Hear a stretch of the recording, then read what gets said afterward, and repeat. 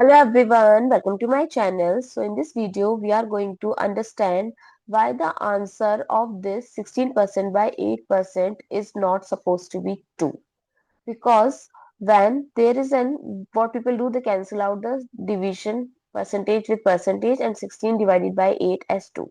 But no, when there is a 16%, you have to write it like 16 by 100 and then divided this 8% as 8 by 100. So it becomes 16 by 100. Now change the sign division to multiplication and do the reciprocal. So this gives us 16 by 8 as 2, right? But in the answer, they ask the answer in terms of percentage. So you have to convert in percentage. So to convert any number into percentage, multiply with 100%.